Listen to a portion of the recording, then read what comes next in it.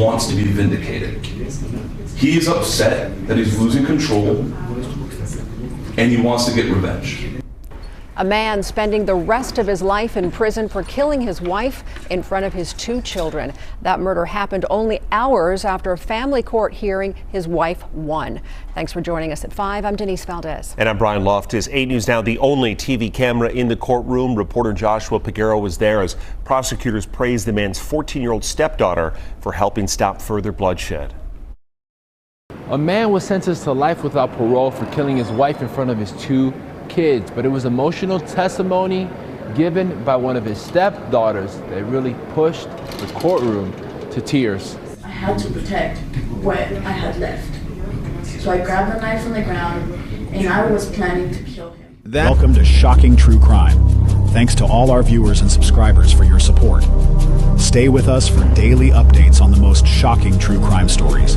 Don't forget to subscribe. August 2023, Las Vegas.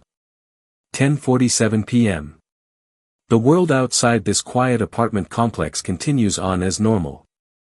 A single door, once a boundary between peace and chaos, is about to be shattered. The sound of gunfire breaks the silence, but it's not a random act. It's calculated, methodical, and it's only the beginning. Who did this? Why? And what drove a man to cross that line? To take everything from someone in the most violent, unforgiving way. What unfolded that night isn't just a story of rage. It's about control. It's about obsession. And, most chilling of all, it's about what happens when someone who has nothing left to lose decides they'll take it all back, no matter the cost. What happened inside that apartment will leave you wondering, how did it come to this? And who could ever truly understand the horror of it? In the quiet of a typical evening in a Las Vegas apartment complex, a horrific event would unfold, a moment of terror that would rip through the lives of an unsuspecting family. What began as an ordinary night, filled with mundane thoughts and the hum of everyday life, quickly turned into something far darker. In a place where families sought refuge from the chaos of the outside world, tonight, it would become their nightmare. For Marilorkie Tamayo Cruz and her daughter, it would be a night they would never escape, a night that would shatter everything they thought they knew about safety. A mother and daughter's worst nightmare, coming to life. It was in that moment, the exact instant the first shot echoed through the apartment complex, that Marilorkie's world came to an end. But what led up to that?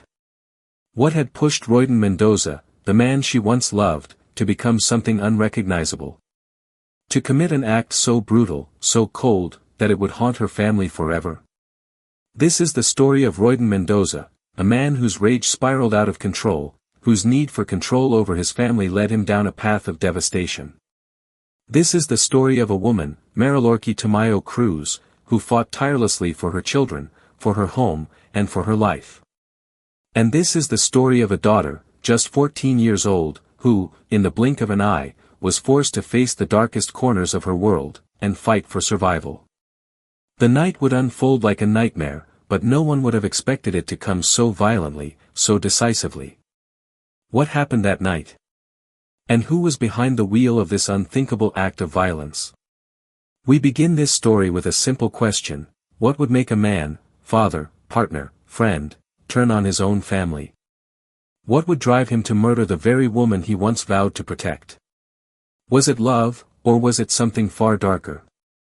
The courtroom scenes, clipped and faded, begin to hint at the terror that was about to be revealed. As prosecutors and defense attorneys laid out the facts, the real horror lay in the details, the moments leading up to that fatal night. Mendoza. A 40-year-old man, seemingly ordinary in every way. But behind his eyes, behind the facade of a father and a man, there was something more, a darkness that would only be revealed on that night in August 2023. The night everything changed. In those early years, everything seemed fine: family vacations, quiet moments spent together, a life full of possibility. But over time, cracks began to form. Their marriage, once filled with promise, began to unravel under the weight of Mendoza's emotional instability. What had once been love now became control. And with that control, a need for dominance, for possession. For revenge. Earlier that day, Mendoza lost what he cherished most. He lost custody of his children. He lost the family home. But more importantly, he lost control. In the darkness of that apartment, as the gunshots rang out, a different story was unfolding. A 14-year-old girl, forced to confront the monster in front of her, the man who had once been part of her family. In an instant, her world turned upside down. The horror that unfolded on that night, this was no random act of violence. This was personal. This was revenge. And for the 14-year-old girl who fought back, this would be the moment that would define her life forever. Royden Mendoza wasn't always the man who would later commit such a brutal, senseless act. Like so many, his story begins in a place of hope, a young boy with dreams, a father, a mother. But behind the veil of everyday life, there were cracks, early signs of a personality shaped by control, by unresolved pain, by a past that never truly let go. Royden grew up in a small neighborhood, raised by parents who, like many of their generation, struggled with the pressures of life. His father worked long hours, his mother did what she could to make ends meet. It wasn't a story of abuse or overt violence, but it was one marked by emotional distance, by the kind of tension that breeds a sense of powerlessness in a young mind. As he grew older, Royden's world began to narrow. Relationships came and went, each one more fleeting than the last, yet he could never shake the need to control. His partners, his friendships, they were never enough. He was always searching, always trying to fill the empty spaces left by something deeper than anger. Psychologist, interview, Royden's early life, particularly his relationship with his parents, shaped his sense of self. There was a lot of emotional neglect, a lot of emotional suppression. What that does, over time, is create a person who feels they have to control everything around them to feel secure. This need for control, it's almost like a survival mechanism. For Royden, it started with his relationships, and then it escalated to something more dangerous. When Royden met Marilorkie Tamayo Cruz, she was everything he thought he wanted. She was strong, confident, and independent. She had dreams of her own, dreams that didn't involve being dominated or controlled. But that didn't sit well with Royden. He needed to be the one in charge, and over time, his possessiveness grew, slowly, almost imperceptibly at first. What started as love soon became something far darker. Marilorkie, however, was a woman who knew how to fight. She wasn't going to let her life be defined by someone else's control. Her life had already been shaped by hardship, she wasn't about to let a man like Royden break her. And when they had children, everything changed for her. Her focus was on them. Her world, her love, was for her kids, and she fought fiercely for their future.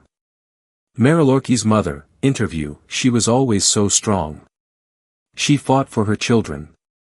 She worked so hard to keep them safe, to give them everything they needed.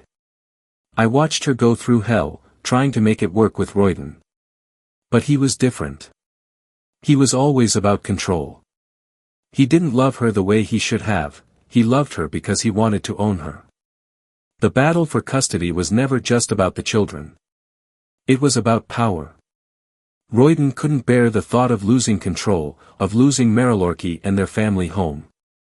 It wasn't just a divorce for him, it was a loss of everything he felt entitled to. The family court hearing, which took place just hours before the murder, was the breaking point. Royden's world, his grip on everything, slipped away in those moments.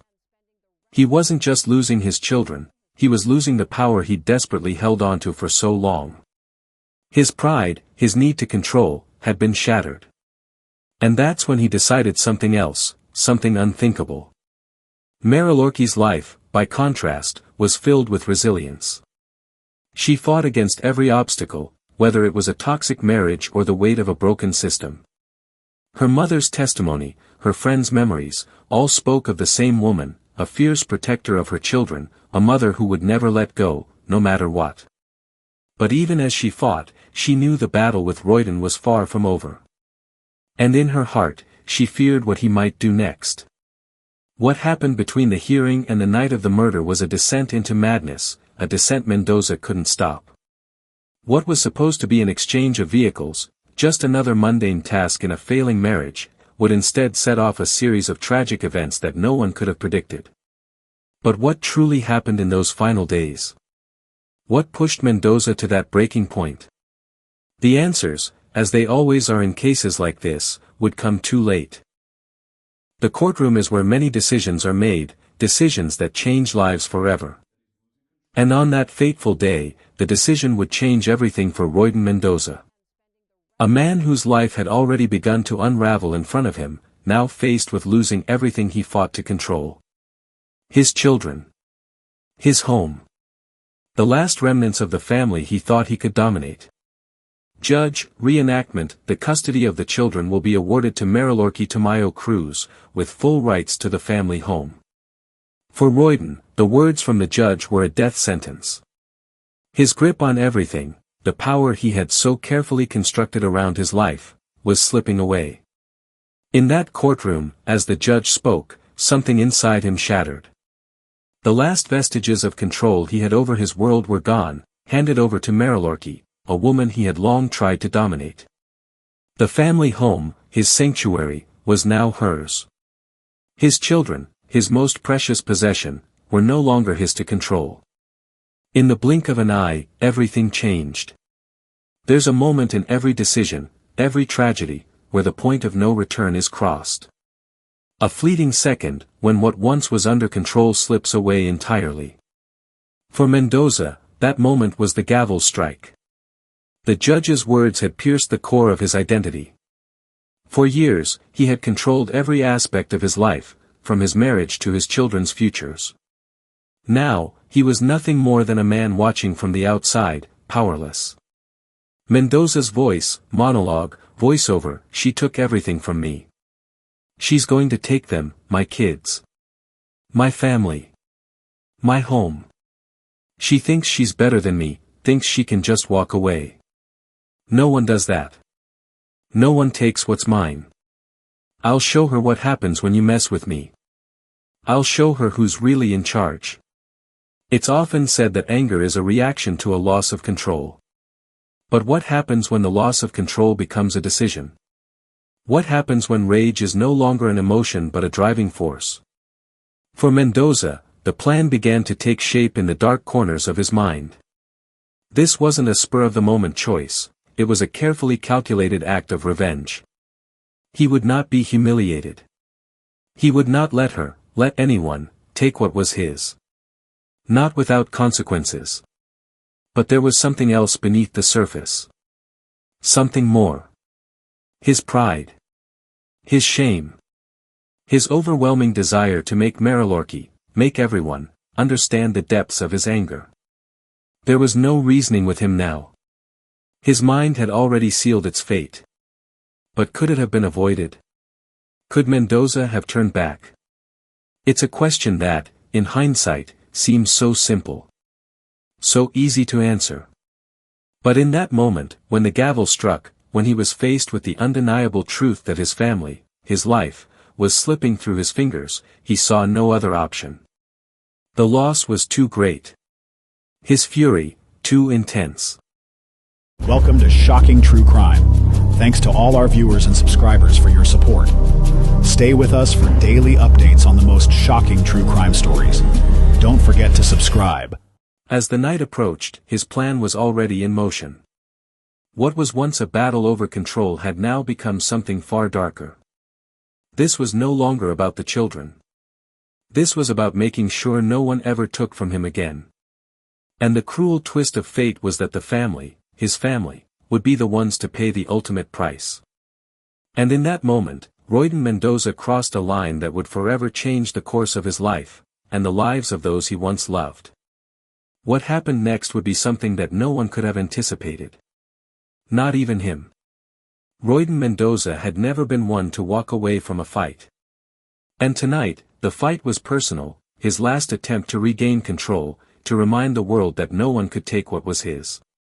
The events that led to this moment had been building for months. What had started as a custody battle, a simple exchange of homes and children, had become something far more twisted. His mind, already unstable, was now consumed with an obsessive need for retribution. There was no turning back now. With every step he took toward the door, the weight of his decision settled deeper into his chest. But this was no spontaneous act of violence, it was a plan, carefully constructed in the deepest corners of his mind. A plan fueled by rage, humiliation, and the desperate need to feel in control again. The door was no longer a barrier, it was a symbol. A symbol of everything Mendoza had lost, and everything he was about to take. He wasn't looking for mercy. He wasn't seeking justice.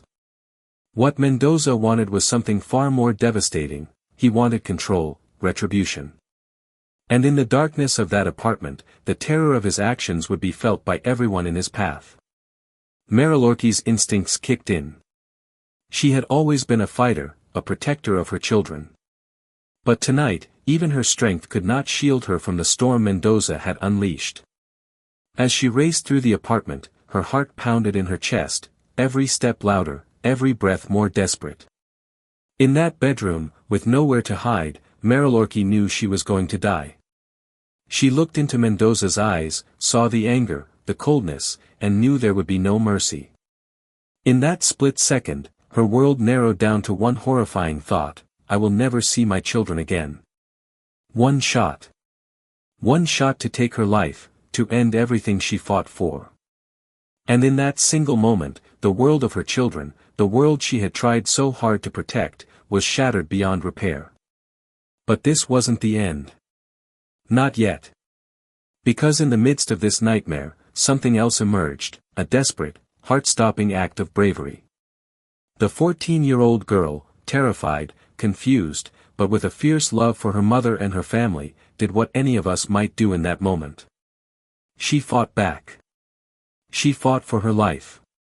But Mendoza, driven by rage, was too strong. The knife was ripped from her hands. She was overpowered. She blocked, she fought. But she couldn't stop him. The aftermath was a quiet scream. A home once filled with laughter now echoed with grief. And in the aftermath of that fateful night, the pain would never go away. The courtroom is where the truth should be told. Where justice is meant to be served. But for Marilorki Tamayo Cruz's family, this trial was about something much more. It was about closure, about accountability, and about grappling with the emotional scars that would last long after the gavel fell. But could the legal system truly offer them that? Or was this just another stage in a long series of painful events they would have to endure? Royden Mendoza had spent months plotting his defense, justifying his actions as a loss of control, a breakdown he couldn't help. But in the stark, unforgiving light of the courtroom, no amount of explanation could undo the horror he had caused. No amount of words could bring back Marilorki or ease the pain of her family. And yet, he tried. Mendoza, tearfully, I didn't mean for this to happen. I didn't know what I was doing. I was angry. I lost control. I'm sorry. I'm so sorry for what I did. I never wanted to hurt anyone. In that moment, it wasn't just a man apologizing. It was a desperate plea from someone who had already crossed a line too far to ever return. But as he spoke, his words, filled with regret and frustration, seemed hollow in the face of the reality he had created. Was this apology enough? Was it ever enough to atone for the brutal execution of a woman in front of her children? Marilorki's mother, tearfully, voice shaking, you took her from us. You took everything from us. And for what? What did she ever do to deserve this? My daughter was a fighter, she fought for her children, for her life. And you took that from her. You don't get to apologize for that. Not ever. For Marilorki's mother, the courtroom was not a place for healing. It was a reminder of the brutal loss she would never get back.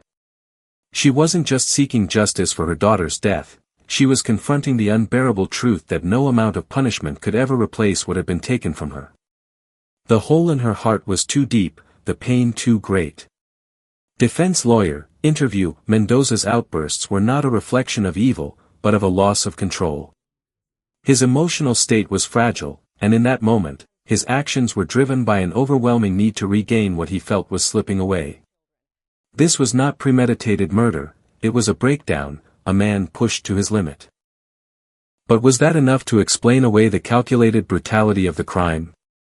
Was it enough to forgive a man who, in a moment of rage, chose to execute his wife in front of their children? To most, the defense sounded like a convenient excuse, a way to diminish the severity of Mendoza's actions. And yet, the question lingered, did his emotional instability mitigate the horror of what he had done? Or did it only serve to make it worse? Scene transitions to the closing arguments of the prosecutor. The camera cuts to the prosecutor, who stands tall, his voice unwavering as he delivers a powerful statement about the brutality of Mendoza's crime. Prosecutor, firmly, this was not a crime of passion. This was not a crime of momentary rage. This was a calculated act of execution. Royden Mendoza hunted down his wife. He shot her in cold blood, in front of her children. And there is no excuse for that. No emotional breakdown can justify taking the life of another human being, especially one who trusted you, one who shared your life and your children. The prosecutor's words struck like a hammer against the cold walls of the courtroom.